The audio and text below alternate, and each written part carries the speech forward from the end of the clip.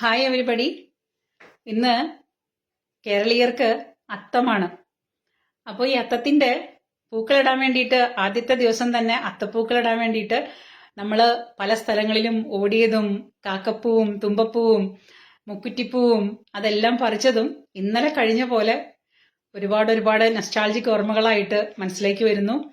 നാട്ടില് ഓണം ഒരുപാട് മിസ് ചെയ്യുന്നു. നാട്ടില് ഓണം മിസ് ചെയ്യുന്നത് സത്യം പറഞ്ഞു കഴിഞ്ഞാൽ പ്രവാസികളാണ്. ഞാനൊക്കെ നാട്ടില് ഓണം ആഘോഷിച്ചിട്ട് 20 വർഷത്തോളായി. ആ സമയത്ത് ലീവ് കിട്ടാറില്ല എന്നതാണ് സത്യം. അപ്പോൾ പ്രിയപ്പെട്ടവരെല്ലാവരും നാട്ടിലുള്ളപ്പോൾ നമുക്ക് ഒരിക്കലും ഒറ്റയ്ക്കൊരു ഓണാഘോഷം നടത്താനായിട്ട് തോന്നാറേ ഇല്ല.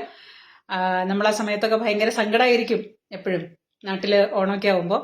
അപ്പൊ ഇന്ന് അത്തത്തിന് എല്ലാവരും ഭയങ്കര ഉത്സാഹത്തില്, കുട്ടികളൊക്കെ എല്ലാവരും ഇപ്പൊ ഇന്ന് റെഡിമെയ്ഡ് പൂക്കളൊക്കെ മേടിക്കുന്ന തിരക്കിലാണ്. എങ്കിലും നിങ്ങൾ നിങ്ങളുടെ കുഞ്ഞുങ്ങൾക്ക് ഒന്ന് പറഞ്ഞു കൊടുക്കണം. നിങ്ങളുടെ കുട്ടിക്കാലം നിങ്ങളുടെ കുഞ്ഞുങ്ങൾക്ക് പറഞ്ഞു കൊടുക്കണം. മുക്കുറ്റിപ്പൂ എന്താണെന്നും തുമ്പപ്പൂ എന്താണെന്നും പിന്നെ കാശിത്തുമ്പ എന്താണെന്നും ഇങ്ങനെയുള്ള ചെടികൾ കാക്കപ്പൂ എന്താണെന്നും എല്ലാം നിങ്ങൾ നിങ്ങളുടെ കുഞ്ഞുങ്ങൾക്ക് നിങ്ങളുടെ കുട്ടിക്കാലത്തെ ഓർമ്മകളെല്ലാം അവർക്ക് പറഞ്ഞു കൊടുക്കണം. അവരെ കൊണ്ട് പൂ പൊട്ടിക്കണം, അവരെ കൊണ്ട് പൂക്കളം ഇടിക്കണം. അങ്ങനെ അവരെ കൊണ്ട് ചെയ്യിക്കുമ്പോൾ അവർക്ക് അതിന്റെ പ്രാധാന്യം മനസ്സിലാവും. അവർക്ക് അതിന്റെ ഓർമ്മകൾ എപ്പോഴും അവരുടെ മനസ്സിലുണ്ടാവും. സാധാരണ അത്തത്തിനെ ഓർമ്മിപ്പിക്കുന്ന ഒരു പാട്ടുണ്ട്.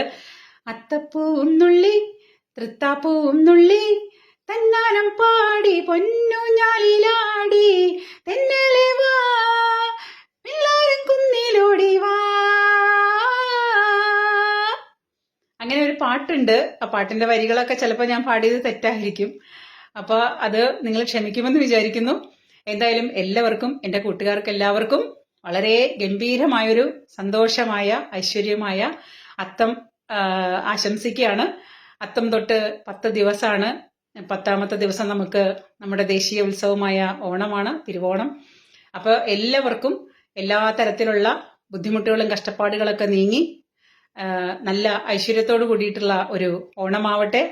കുഞ്ഞുങ്ങളെ കൊണ്ട് എല്ലാ കാര്യങ്ങളും നിങ്ങൾ അവരെ കൊണ്ട് ചെയ്യിക്കൂ. അവർ പഠിക്കട്ടെ, അവരും അറിയട്ടെ.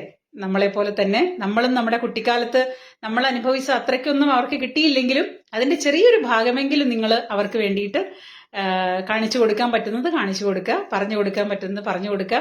അപ്പോൾ എൻ്റെ എല്ലാ കുസൃതി കുട്ടികൾക്കും അവരുടെ അമ്മമാർക്കും അച്ഛന്മാർക്കും നാട്ടിലുള്ള എല്ലാ മലയാളീസിനും എൻ്റെ ഹൃദയം നിറഞ്ഞ അത്തം ആശംസകൾ. എല്ലാവർക്കും happy Atham. Thank you. By.